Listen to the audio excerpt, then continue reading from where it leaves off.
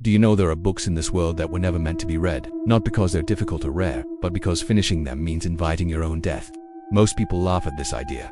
I used to, as well, until I worked as a night archivist in a restricted library where some shelves were never listed in the catalog. They were simply labeled, redacted. The first time I saw the Codex Gigas, my hands trembled. The book was enormous, nearly 75 kilograms, its pages yellowed like old bones. On one page was a full-length illustration of the devil himself, staring straight at the reader. Legend says a monk, sentenced to death, promised to write the greatest book in a single night. When he realized it was impossible, he prayed not to God, but to something else. Every place this book had ever stayed, monasteries, castles, private collections, had burned, collapsed, or ended in plague.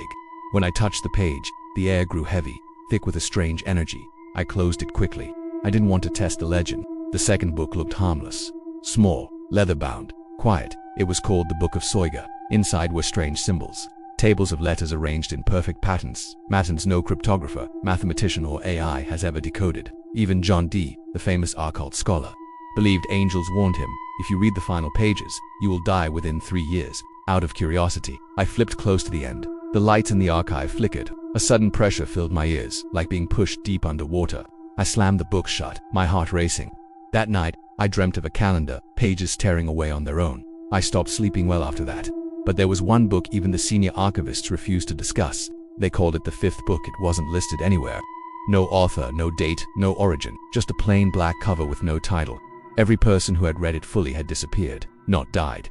Disappeared, no bodies, no records, no names left behind. One night while reshelving, I found it placed on my desk. Open, the pages were filled with ordinary sentences at first, memories, childhood moments, personal regrets, things I had never told anyone. The deeper I read, the more specific it became. My fears, my future choices, my death. The final pages were sealed together, fused as if burned. On the inside cover, written in faded ink, were the words, "The book does not predict, it remembers." That's when I understood. This book wasn't cursed because it killed people. It was cursed because it erased them by replacing them. I closed it before the last page. Someone else didn't. The next morning, my name was gone from the employee list. My ID no longer worked. No one recognized me. And on my desk sat the fifth book again, closed, waiting. Some books are not meant to be finished. And if you ever find yourself searching for the truth behind cursed books, remember, knowledge always asks for something in return. Thanks for watching. If you enjoyed this story, don't forget to like and subscribe for more mysteries from the shadows.